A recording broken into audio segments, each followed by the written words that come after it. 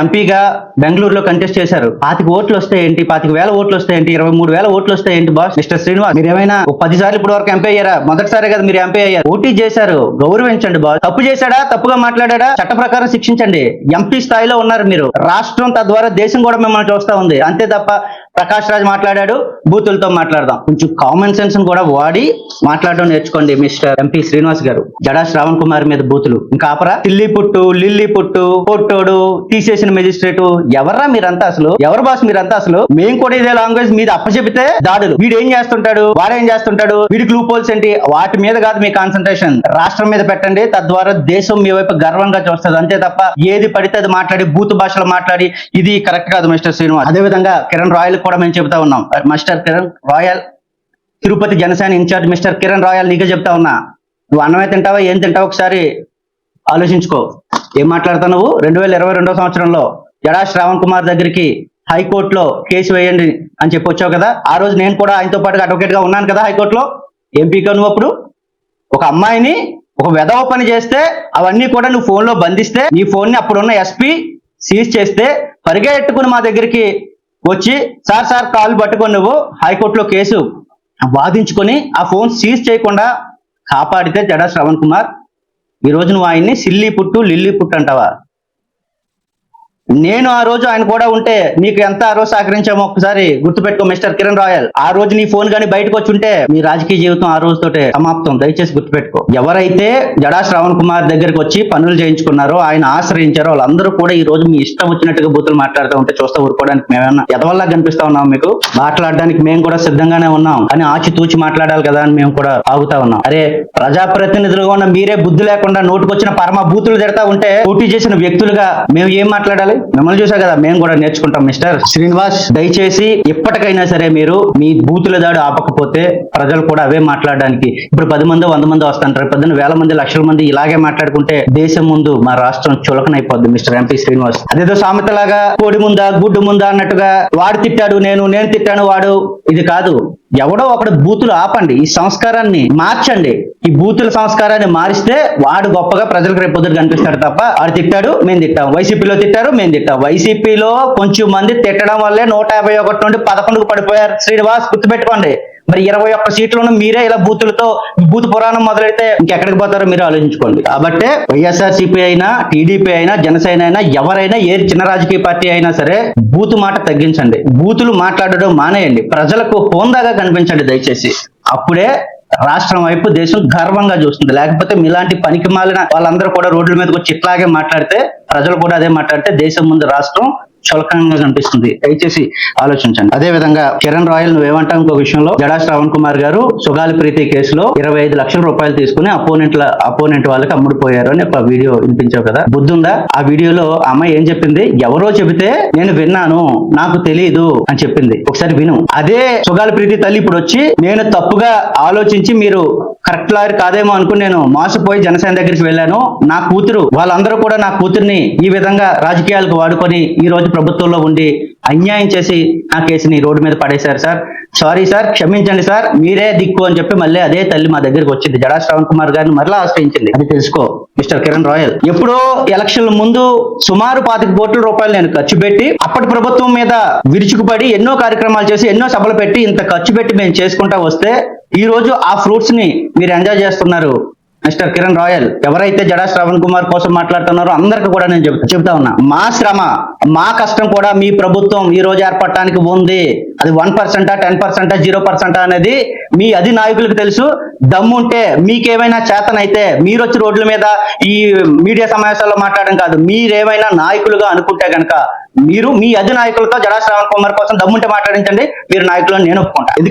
ఎందుకంటే జడా శ్రావణ్ కుమార్ ఏంటో చంద్రబాబు నాయుడు గారికి తెలుసు, పవన్ కళ్యాణ్ కి తెలుసు, లోకేష్ కి తెలుసు, అందరికీ కూడా తెలుసు. మీలాంటి బచ్చగాళ్ళందరి కోసం అందరికీ తెలియాల్సిన అవసరం ఏం లేదు. ఎందుకంటే జడా శ్రావణ్ కుమార్ 5 సంవత్సరాలు ఒక ప్రభుత్వం మీద పోరాడితే మీరు ఈ రోజు ఈ ప్రభుత్వంలో కూర్చున్నారు. అవునా కాదా? మీ అధినేతలను అడగండి. అధినేతలతో చడా శ్రావణ్ కుమార్ కోసం మీరు మాట్లాడుతున్న ఈ మాటలన్నీ వాళ్ళతో ఒకసారి మాట్లాడించండి. అప్పుడు మీరు మాట్లాడండి దమ్ముంటే. అప్పుడు నేను ఇది నా జై భీమరావు భారత్ పార్టీగా నేను కూడా సవాల్ విసురుతున్నా మిస్టర్ కిరణ్ రాయల్, లేదా ఎవరైతే మాట్లాడుతున్నారో అందరినీ కూడా. పంత నానాజీ గారు, మీరు కూడా తెలియని నాలెడ్జ్ తో ఏదేదో మాట్లాడేస్తా ఉన్నారు. మొన్న కూడా ఆల్రెడీ మీకు చెప్పాను, మీరు చెప్పిన ప్రతి కేసుని కూడా జడా శ్రావణ్ కుమార్ చేయడం జరిగింది. లాస్ట్ గవర్నమెంట్ లో అందరికీ తెలుసు, రాష్ట్ర ప్రజలకు తెలుసు ఎంత పోరాడామో. ఈ రోజు కూడా ప్రభుత్వం మీద మేము పోరాడుతూ ఉన్నాం, అంతే తప్ప మేమేమి ఇప్పుడు గవర్నమెంట్ లో లేమే. ఆ రోజు గవర్నమెంట్ తప్పు చేస్తే పోరాడాం, ఈ రోజు గవర్నమెంట్ చెప్తే మళ్ళా పోరాడతాం. ఎప్పుడు గవర్నమెంట్ తప్పు చేసినా ఆ రోజైనా ఈ రోజైనా పోరాడుతూనే ఉన్నాం తప్ప, ఆ రోజు మీరు టీడీపీ మనిషి, ఇప్పుడు వైసీపీ మనిషి. అరే మాకు ఒక పార్టీ ఉంది, మేము ప్రజల కోసం పోరాడతామని కామన్ సెన్స్ కూడా లేకుండా చాలా మంది మాట్లాడుతున్నారు. వాళ్ళందరికీ కూడా ఇదే నేను వార్నింగ్ రూపంలో చెప్తా ఉన్నాను. ఈ లాంగ్వేజ్, జనరల్ లాంగ్వేజ్ మాట్లాడితే ఎంపీ ఉదయ్ శ్రీనివాస్ గారికో, మా పద్మ నానాజీ గారికో, మరొకరికో లేదా జనసేన పార్టీ నాయకులకో తెగ ఊగిపోయి బూత్లు వచ్చేస్తా ఉన్నాయి కదా. నేను ఇప్పుడు కొన్ని గణాంకాలతో మాట్లాడతాను, దానికి ఏం సమాధానం చెప్తే నేను కూడా చూస్తాను. ఎన్డీఏ కూటమి మొన్న 2024 ఎలక్షన్ లో భారతదేశంలో ఎంపీ ఎలక్షన్ జరిగినప్పుడు ఎన్డీఏ కూటమికి 292 సీట్లు ఉన్నాయి. ఇప్పుడు దానికి 240 సీట్లు బీజేపీకి సొంతంగా వచ్చాయి. మిగతా 52 సీట్లు ఎవరు ఇచ్చారండి? 18 సీట్లు సీట్లు నుండి టీడీపీ 16, జనసేన 2, 18 సీట్లు ఇచ్చాయి. అంటే బీహార్ లో జేడీయూ, ఎల్జేపీ, హెచ్ఐఎం పార్టీలు కలిపి 18 సీట్లు ఇచ్చాయి. మరి 18 సీట్లు 36 సీట్లు మెజారిటీగా ఉన్న మీ మీదే అక్కడ కేంద్ర ప్రభుత్వం, ఎన్డీఏ ప్రభుత్వం ఇప్పుడు ఆధారపడి ఉందే.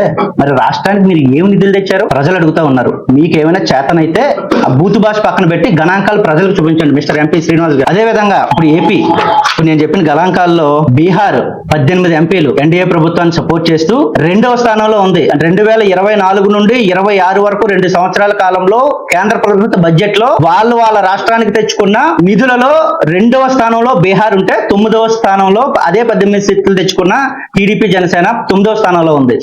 షేమ్ గా ఉంది మాకు ఆంధ్రప్రదేశ్ రాష్ట్రంలో. అందుకే భారతదేశంలో మా రాష్ట్రం చులకన అనేది. 7 సీట్లు తెచ్చుకున్న మహారాష్ట్ర, 7 సీట్లు అంటే ఎంపీ సీట్లు 7 ఉండి ఎన్డీఏకి సపోర్ట్ చేసి వీళ్ళు 5వ స్థానంలో నిధులు తెచ్చుకున్నారు. వీళ్ళని చూసైనా మీరు సిగ్గుపడండి. దేనితో కంపేర్ చేసుకోవాలి మీరు? మహారాష్ట్ర 7 సీట్లు ఉంటే 5వ స్థానంలో ఉంది, 18 సీట్లు మనం 9వ స్థానంలో ఉన్నాం. ఎన్ని కోట్ల నిధులు తేవాలి? వాటితో రాజకీయాల్లో ఆగస్టు విప్లవం అంటే ఏంటి అంటే సీనియర్ ఎన్టీఆర్ గారు హెల్త్ బాగోక అమెరికా దేశం వెళ్ళినప్పుడు ఆంధ్రప్రదేశ్ రాష్ట్రంలో రాజకీయంగా ఆ రోజు ఏం జరిగింది, ఎన్ని తారుమారులు జరిగి వేరే వాళ్ళు ఆయన పార్టీని తీసుకున్నారు అనేది అందరికీ కూడా తెలుసు. దానిని ఆ రోజుల్లో ఈ రోజుల్లో కూడా ఆగస్టు విప్లవంగా రాజకీయాల్లో పిలవడం జరిగింది. మరి ఈ రోజు పవన్ కళ్యాణ్ గారు ముంబైకి ఆపరేషన్ చేయించుకోవడం కోసం వెళ్తే ఈ జనసేన నాయకులు అందరూ కూడా బూతులతో రెచ్చిపోతూ ఇష్టం వచ్చినట్టుగా మాట్లాడుతూ ఉంటే జనసేన పార్టీని కూడా ఏవైనా భూస్థాపితం చేసేయడానికి జూలై విప్లవాన్ని ఏమైనా కొత్తగా తీసుకొస్తా ఉన్నారా మీరు? ఏమైనా ఆగస్టు విప్లవం ఎంత చరిత్ర సృష్టించిందో మన అందరికీ కూడా తెలుసు కదా. కొత్తగా మాకు అనుమానం జూలై విప్లవం అని చెప్పి ఈ బ్యాచ్ అందరూ కూడా పవన్ కళ్యాణ్ గారు పెట్టిన పార్టీని ఏమైనా భూస్థాపితం చేయడానికి ప్రయత్నం చేస్తా ఉన్నారేమో అని మాకు అనుమానం. అది మీరే ఆలోచించుకోవాలి. ఎందుకంటే లాస్ట్ టైం కూడా ఆయన హెల్త్ బాగాలేనప్పుడు నాగబాబు గారు పిఠాపురంలో మీటింగ్ పెట్టినప్పుడు కూడా చెప్పడం జరిగింది, ఆయనకి హెల్త్ బాగోకపోతే మీరు అందరూ కూడా ఆయన హెల్త్ కోసం మాట్లాడకుండా మీరు రాజకీయాలు చేస్తా ఉండి నాశనం చేస్తా ఉన్నారని ఆయన వార్నింగ్ ఇవ్వడం జరిగింది, ఆయన కార్యకర్త. మరి ఇప్పుడు కూడా ఆయన లేని టైం చూసి మీరు బూతు రాజకీయాలు అన్ని చేస్తా ఉన్నారు అంటే ప్రజల్లో రేపు జనసేన సులకనగా కనిపిస్తే గనక దీనిని అడ్వాంటేజ్ ఎవరికనేది మీరే ఆలోచించుకోండి. ప్రజలు కూడా ఆ యాంగిల్లో కూడా ఆలోచిస్తా ఉన్నారు. అందుకే అప్పుడు ఆగస్టు విప్లవం అయితే ఇప్పుడు జూలైలో జూలై విప్లవంగా జై భీమరావు భారత్ పార్టీ భావిస్తా ఉంది. చివరగా ఎంపీలైనా, ఎమ్మెల్యేలైనా, మంత్రులైనా, ఉప ముఖ్యమంత్రులైనా, ప్రతిపక్ష నాయకులైనా, పోటీ చేసిన వ్యక్తులు ఎవరైనా సరే బూతు మాటలు తగ్గించి మన జిల్లాలో మన రాష్ట్రాన్ని, మన రాష్ట్రం, మన దేశంలో గర్వంగా ఉండేటట్టు ఏ విధంగా మనం ప్రయత్నం చేయాలి, వచ్చే జనరేషన్స్ కి మనం అందరం ఆదర్శంగా ఉండాలి అంటే ఇందాక నేను చెప్పినట్టుగా ఎవరు మొదలెట్టారో తిట్లు కాదు, ఎవరు ఆపేరు అన్నదే చాలా మంచిది. దయచేసి ప్రజాప్రతినిధులుగా ఉన్న మీరు ఎవరైతే ఉన్నారో మీరందరూ కూడా ఈ రోజు నుండి బూతు పురాణాన్ని ఆపితే మిగిలిన వాళ్ళు కూడా ఆపడానికి ప్రయత్నం చేస్తారు. వాళ్ళు ఆపలేదనుకోండి ప్రజలే చూస్తారుగా. నేను ఒక ఎగ్జాంపుల్ కూడా చెప్పా. ఒక రాజకీయ పార్టీ లాస్ట్ టైం ఎన్ని సీట్ల నుంచి ఎన్ని సీట్లకు వచ్చింది, దాంట్లో చాలా మంది చేసిన తప్పు కూడా ఓడిపోవడానికి ఒక కారణం. ఈ రోజు మీరు కూడా వచ్చే ఎన్నికలు పోవాలి అంటే ఏం పర్వాలేదు, ప్రశ్నిస్తూనే ఉంటారు. సమయం వచ్చినప్పుడు సంయమనంతో, ఓపికతో, ప్రజాప్రతినిధులుగా ఉన్న మీరు ఓపికతో సమాధానం చెప్పండి అయ్యా. ఓపిక లేకపోతే సైలెంట్ గా ఉండండి తప్ప బూతులతో రెచ్చిపోయి కాన్సెప్ట్ ని డైవర్ట్ చేయకండి. రావణ్ ఎపిసోడ్ అయిపోయింది. మన రాష్ట్రం దేనితో పోటీ పెడుతుంది అని ఇందాక నేను మాట్లాడినప్పుడు ఈ రోజు పవన్ కళ్యాణ్ గారు ఒక ఉప ముఖ్యమంత్రిగా లేకపోతే ఒక సినీ నటుడుగా ఒక రాజకీయ పార్టీ అధినేతగా ఉన్నారు కాబట్టి ముంబై రాష్ట్రం వెళ్ళి అంటే మహారాష్ట్ర ముంబై వెళ్ళి ట్రీట్మెంట్ చేయించుకుంటున్నారు. ఆంధ్రప్రదేశ్ జీవిత కాలంలో ఇలాంటి ఇలాంటి నాయకులు పరిపాలిస్తా ఉంటే జీవిత కాలంలో మహారాష్ట్ర నుండో, ఢిల్లీ నుండో, బెంగళూరు నుండో రాష్ట్రానికి, ఆంధ్రప్రదేశ్ రాష్ట్రానికి వచ్చి ఏ ఒక్కరైనా ట్రీట్మెంట్ చేయించుకుంటారా? అలాంటి ఎక్విప్మెంట్ అసలు మనం పెడతా ఉన్నామా? అలాంటి హాస్పిటల్సే కావచ్చు, లేదా అలాంటి వ్యవస్థల్ని మనం ఏమైనా డెవలప్ చేస్తా ఉన్నామా? రాష్ట్రం విడిపోయి 12 సంవత్సరాలు అయింది. ఇప్పటికి ఏ హాస్పిటల్స్ వచ్చాయి? ఎంత ఎక్విప్మెంట్ ఉన్న హాస్పిటల్స్ వచ్చాయి? ఒక ఉప ముఖ్యమంత్రి మా రాష్ట్రానికి నువ్వయ్యుండి మా రాష్ట్రంలో హాస్పిటల్లో మీరు చేయించుకుంటే ఎంతో మంది ప్రతినిధులు మన రాష్ట్రానికి వస్తే తద్వారా మన రాష్ట్ర పేరు మరింత ముందుకు వెళ్తుందా? హాస్పిటల్ ఆపరేషన్ జరిగింది, ముంబై పోయే ఆపరేషన్ జరిగింది, అమెరికా పోయే ఆపరేషన్ జరిగింది, బెంగళూరు పోయారని రాష్ట్రాలు దేశాలు పోతా ఉన్నారు. మన ప్రజల పరిస్థితి ఏంటి మిస్టర్ పవన్ కళ్యాణ్ గారు? దీని మీద కూడా జనసేన నాయకులు లేదా ఆంధ్రప్రదేశ్ ముఖ్యమంత్రి చంద్రబాబు నాయుడు గారు అందరూ కూడా దృష్టి పెట్టండి. రాష్ట్రం వైపు ప్రజలు చూడాలి అంటే మీకు ఆపరేషన్లు, మీకు హెల్త్ బాగోకపోతే, మీకు ముక్కుకు బాగోకపోతే, మీరు నోటికి బాగోకపోతే, మరొకరికి ఏదో ఒక బాగోకపోతే వేరే రాష్ట్రాలు దేశాలు పోవడం కాదు. ఆంధ్రప్రదేశ్ రాష్ట్రానికి హాస్పిటల్స్ ఉన్నాయి. ప్రజలారా మేము కూడా ఇక్కడే ఉంటాం, మమ్మల్ని చూసి మీరు కూడా ఇదే హాస్పిటల్లో జాయిన్ అవ్వండి, మీ హెల్త్ కి ఏమీ ఇబ్బంది లేదు అని గర్వపడేలాంటి హాస్పిటల్ వ్యవస్థలను కూడా బాగు చేయకపోతే ప్రజలు చూస్తా ఉన్నారు. Thank you.